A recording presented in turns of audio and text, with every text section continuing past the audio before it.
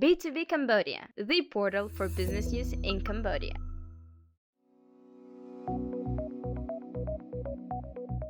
We attended the Shaping of IT Workforce of the Future event, hosted by ESTIAM and Canadian Chamber of Commerce, featuring 3 panel discussions. They discussed topics such as remote work and the future of IT. They also touched on IT security and cybersecurity. Finally, the panel shared some of their views on emerging technologies in IT.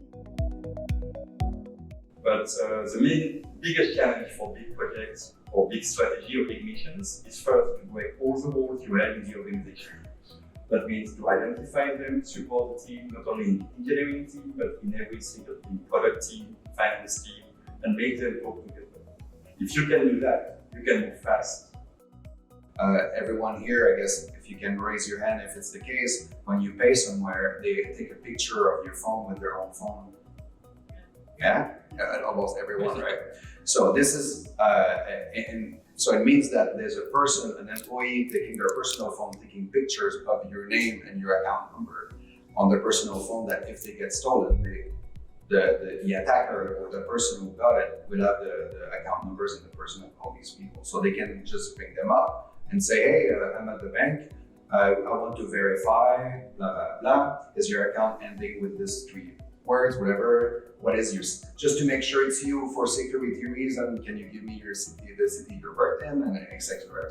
So phishing attempts are something that is just starting here, and people are not equipped to deal with that. First step, like for the older people here in the room, if you remember Alta Vista or etc. Everyone was saying, no joke, in the beginning of internet, everyone was saying nobody can take them down.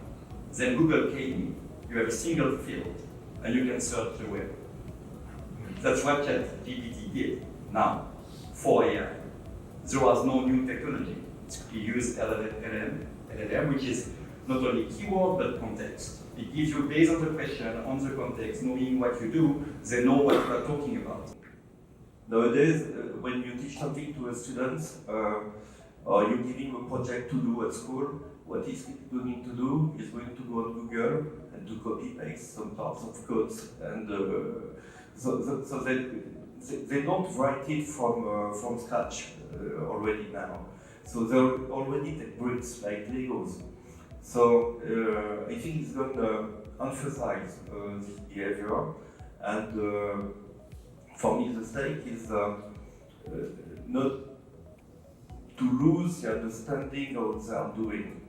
So you have to be very careful what is behind the scene. So you can use the toy as a toy, you can use it as a tool, and you can replace certain people and certain procedures, write text, articles, contracts, whatever, analyze, but you have to be very careful on output, because you don't really know what's behind the scene. You need to study. So I intend to use it, and I encourage people to use it as well, but be very cautious and analyze the output before just blindly trust it and apply it and use it in your daily work. For me, I was thinking, for me, ChatGPT is a bit dangerous, to be honest, from my perspective. Because the reason why, everyone is that when you go inside the internet, you're going to be like, everything is like, you're going to be public. Example, if you put my name in the Google, you're going to see all my Facebook page, my LinkedIn, all my news that related to my information. But nowadays, people try to ask about GPT. Yes, they help us by the job, because they're gonna ask another question from Google, from Stack Overflow, and give us back the answer, right? So the thing from me, if you ask all about the question related to the coding or developer, or maybe the creative thing that want to accelerate your task, it's okay. But don't put your personal or maybe your your important information to the ChatGPT, because Google, they learn something about us from where we are, where we eat, where we're gonna go. But the ChatGPT, they're gonna learn another as well from us. What are you thinking about right now? That for me, it's just a bit dangerous, to be honest. When I think about the technology. And when I imagine AI, I imagine the computer of Tony Stark, right? In the Iron Man, you can ask, he answer, he say, make joke and everything. But yeah, he can make decision, he can make things, but we are so far away from that. It's like the same as the metaverse. You know, we're talking three years ago, 4 years ago, it was, wow, metaverse will be amazing.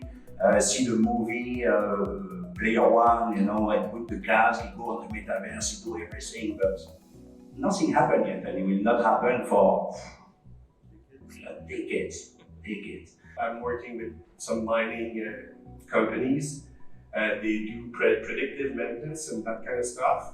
And even having human looking at machines and trying to see if it's going to break in the next week or so. The artificial intelligence is able to do it and tell you in 2 weeks this machine is going to have a problem. So all the human looking at the machine, they will be disappearing in the next week for sure.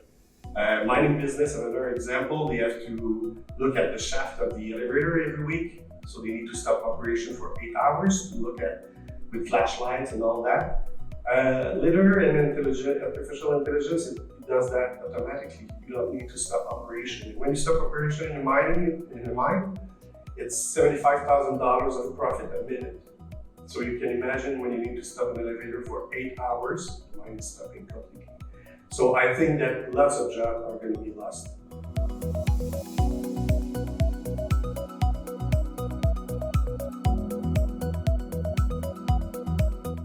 We shouldn't be afraid of technology, but we should remember who created technology. It's us.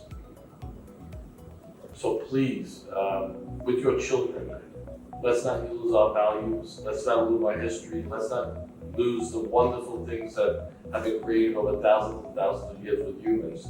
I think that's what I'm scared of. I'm scared of the daughter that's going to look at her phone and just cares about the next 2 minutes of one TikTok video that is important to her. And she'll never know poetry, she'll never read a good book, she'll never know Casablanca or films that are important to them. So it's up to us to make sure we keep our humanity and pass it on.